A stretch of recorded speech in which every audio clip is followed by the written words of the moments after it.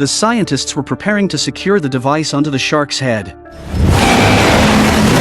Suddenly, the shark jolted awake, startling everyone. Only the diver, Carter, remained calm, saying, "Bad dreams?" After confirming it was safe, Susan continued to attach the triangulation device to the shark's head. Then, she took out a syringe, inserted it into the shark's brain, and began extracting the protein fluid. Although the shark became a bit restless during the process, they successfully extracted 5 milliliters of fluid. Next, Carter dripped the extracted brain protein fluid onto the brain of a person with Alzheimer's, hoping to activate the damaged brain cells. Soon, the shark's protein fluid began reacting with the human nerve cells. Unexpectedly, within just 7 seconds, the damaged brain cells started to become active. This result excited everyone, as it meant that Alzheimer's patients finally had hope. They had created a medical miracle, and Russell couldn't stop grinning. As the investor in this experimental project, he was undoubtedly the biggest winner. However, just as a researcher lit a cigarette, an accident occurred.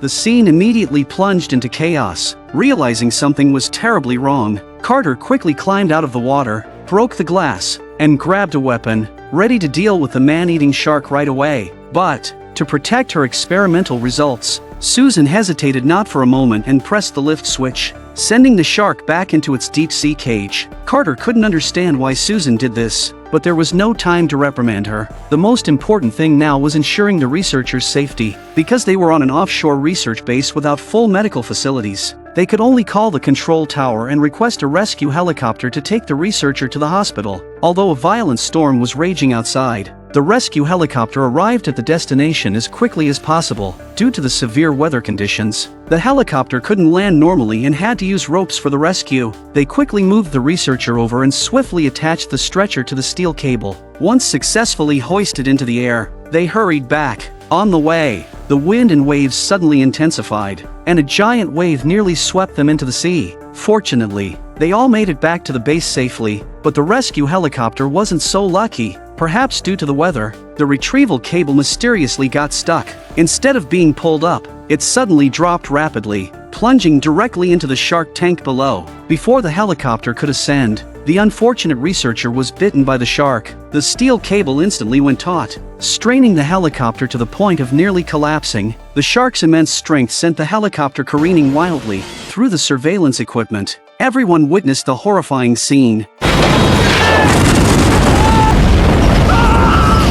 2 rescue personnel and the tower operators were instantly obliterated. The violent explosion also impacted the entire research base, leaving it in ruins once the explosion subsided. With the communication equipment destroyed, they were unable to contact the outside world. However, just when they thought it couldn't get any worse, they discovered that the clever shark was now holding the still barely alive researcher in its mouth and was rapidly heading towards their lab.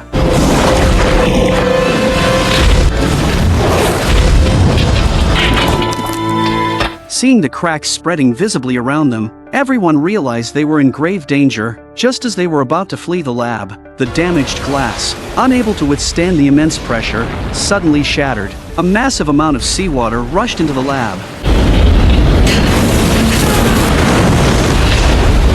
and they all quickly ran towards the door. Carter, who was running behind, was unfortunately engulfed by the water. Thankfully, his strong swimming skills allowed him to roll a few times in the water and narrowly escape danger. As the lab was about to be completely submerged, the group finally escaped. They used all their strength to close the lab's hatch against the rushing seawater, but their crisis had only just begun. They intended to go to the first floor to seek help, but Carter immediately stopped them when he noticed water seeping through the door. This indicated that the staircase leading to the first floor was also flooded. Mechanical engineer Scoggins also pointed out that if the base floods, the elevator will automatically shut down. This meant they were trapped on the second basement level, and the only way out was to descend to the third basement level via the service ladder, then take the submarine back to the first floor. As they made their way through a corridor, they noticed something continuously slamming against a side door. Susan assumed it was the sound of water crashing against equipment, but Carter thought otherwise. Just as he finished speaking, a rivet suddenly popped out. It was clear that, as Carter had suggested, things were not that simple. More rivets began to loosen,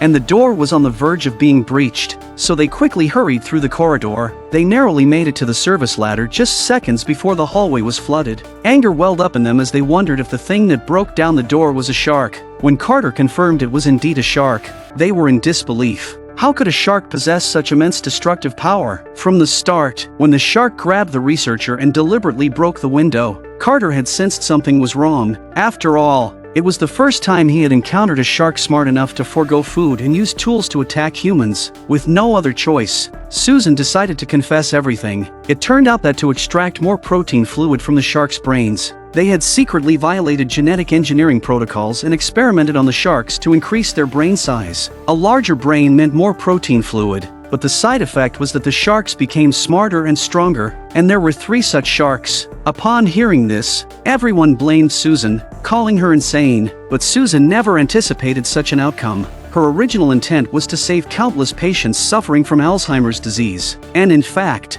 she had succeeded. But in the current situation, no one cared about Susan's scientific achievements anymore. The most important thing now was how to survive and escape. After all, the 3 sharks, repeatedly tormented and experimented on by Susan, were now as intelligent as humans and would undoubtedly seek revenge on humanity. Attacking the research base was just the first step. Their ultimate goal was to devour everyone in the facility. With that in mind, the group quickly began to follow through with their plan. Meanwhile, the first basement-level kitchen had already been flooded. Chef Preacher, just stepping out of the kitchen, heard the sound of rushing water behind him. To his surprise, a shark had already infiltrated the base. Preacher turned and ran, with the shark in hot pursuit. In a critical moment, Preacher dashed into the kitchen and grabbed a frying pan for self-defense. Seeing the shark swim off in another direction without pursuing him, Preacher finally let out a sigh of relief. But to prevent the shark from attacking again, he took a fire axe and climbed onto a shelf to hide. Little did he know that the shark had silently slipped back in. Hearing a faint sizzling sound from the main door, Preacher turned to check. Finding nothing unusual, he was instead startled by his pet parrot suddenly appearing. The parrot, also frightened, flew around before landing on the iron pot. As Preacher reached out to call the parrot back to him,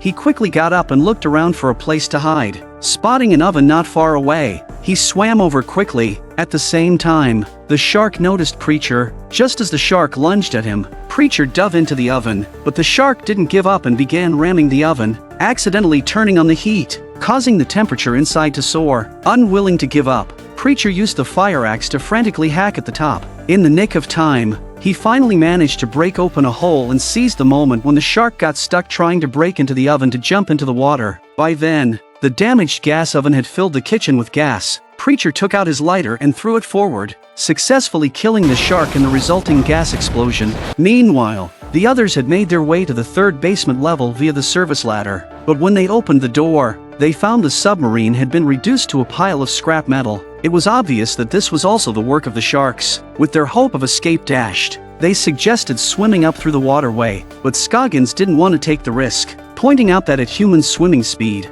they would be doomed if they encountered a shark along the way. He proposed taking the elevator shaft, which would lead them to the top of the 1st floor, but that would present a new problem. They didn't know if the explosion caused by the helicopter had damaged the elevator shaft on the 1st floor. If the elevator shaft was damaged, the pressure would be unstable, and once the door was opened, the entire facility could be flooded. Therefore, Susan argued that facing the sharks might offer a better chance of survival, but Scoggins insisted on the elevator shaft. Unwilling to face the bloodthirsty sharks, watching the two argue endlessly, stood by the pool and gave a speech to rally the group. He said the current situation didn't allow for infighting. They had to unite to have even a slim chance of survival. He agreed with Scoggins' suggestion to take the elevator shaft, and since opening the hatch might let seawater flood in, they would first need to seal off the pool. But before he could finish speaking, a shark suddenly lunged at him, swallowing him whole. Everyone was stunned, clearly realizing that taking the waterway was extremely dangerous. This finally silenced Susan,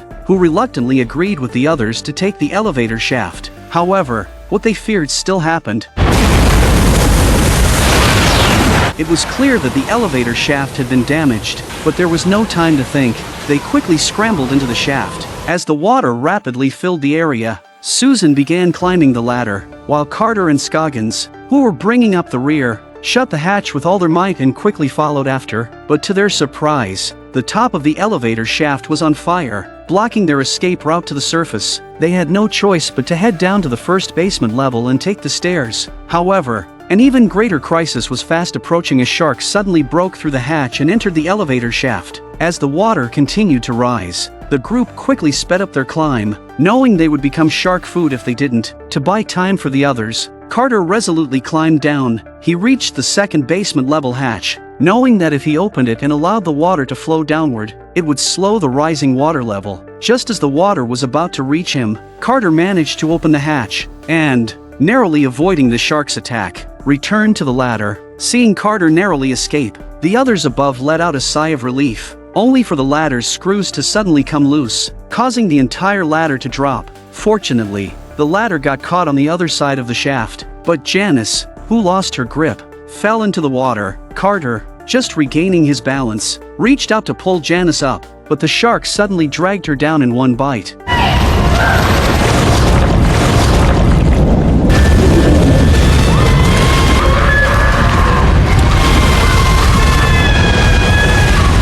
The remaining three had no time to grieve because they were still some distance from the first basement level, and climbing up was impossible. As the water quickly closed in, the three of them resigned themselves to their fate. Suddenly, a noise came from the hatch on the first basement level. They thought it was another shark, but when the hatch opened, it was Preacher standing there. At that moment, he brought them a glimmer of hope. Using a rope he had fashioned from strips of cloth, Preacher successfully pulled them up. But just as Scoggins thought they could head upstairs via the stairwell, Preacher informed them that the stairwell was already flooded. Fortunately, they were now on the first basement level, only about 20 meters from the surface. So, Carter suggested swimming up through the emergency escape hatch. However, Scoggins pointed out that the first basement level had an emergency pump designed to prevent flooding. If they could start the generator, they could drain the stairwell and use the stairs. Carter agreed with Scoggins' plan. The two of them would take the risk of going to the flooded control room to start the generator, while Preacher and Susan stayed behind to cover them. But as soon as the two left,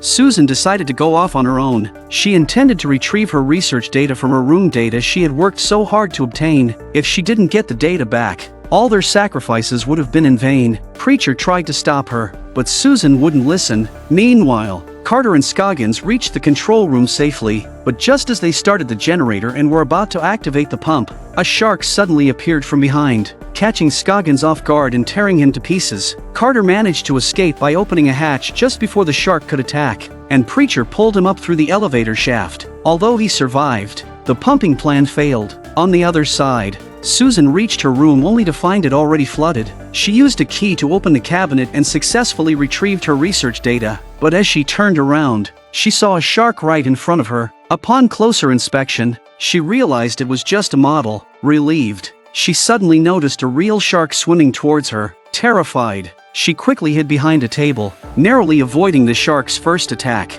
and then scrambled to higher ground. However, the research data slipped from her hands and fell into the water. She wanted to reach for it, but the shark didn't give her a chance. In that moment of crisis, Susan noticed a lit light bulb, and a plan formed in her mind. She first pulled out a high-voltage wire connected to the electrical box, then took off her jacket and placed it under her feet for insulation. Finally, Susan grabbed the wire and, as the shark lunged at her again, shoved the wire into its mouth. After a painful struggle, the shark was electrocuted to death, but the research data in the water was also destroyed. The other two arrived at the door just in time to meet Susan. They all headed to the emergency escape route, knowing that swimming out was their only option. To ensure their safety, Carter found some fire extinguishers to use as decoys to distract the shark. Once everything was ready, he opened the floodgate, allowing the seawater to fill the passageway and equalize the pressure with the water outside. When the seawater reached the top hatch, Carter opened the latch,